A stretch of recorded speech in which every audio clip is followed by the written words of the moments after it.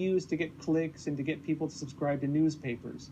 This is being used to alter the political debate in the United States, at a time, notably, when race politics are dividing the nation. This is feeding into violence. This is feeding into notions that the President of the United States supports white nationalism. At a time when, again, this is becoming one of the biggest arguments in the country. The opposite is true. The opposite is what Trump stated. He condemned white nationalism. He condemned the KKK. What are your views on the Ku Klux Klan and white supremacists? I totally disavow the Ku Klux Klan. I totally disavow David Duke. I've been doing it now for 2 weeks. You're probably about the 18th person that's asked me the question. Now, this ties into something broader as well, which is memetics. Now, what are memetics? A lot of us think about memes, for example, these funny pictures on the internet that make us laugh. A lot of times they have political implications. They're deeper than this. Memetics is the concept of how ideas can be introduced into a society, evolve over time, and eventually alter the culture of that society. The concept of memetics was introduced by radical atheist Richard Dawkins.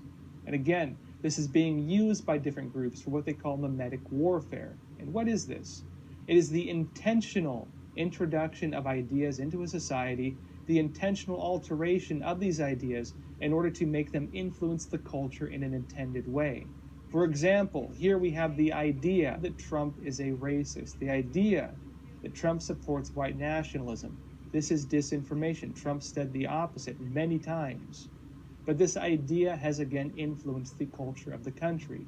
It's creating racial divisions. It's making people go to the polls and vote using disinformation to make them make that decision on who will lead the country. This is memetics led by disinformation that has again altered the culture of the country to create this false concept over the nature of our political system.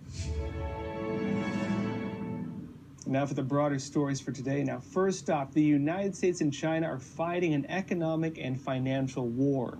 As this battle develops, there's increasing focus on what China could potentially...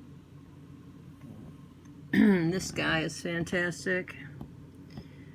I get the best news from him. From anybody that I've been watching, he's the most intelligent, well-read. Crossroads. Check it out.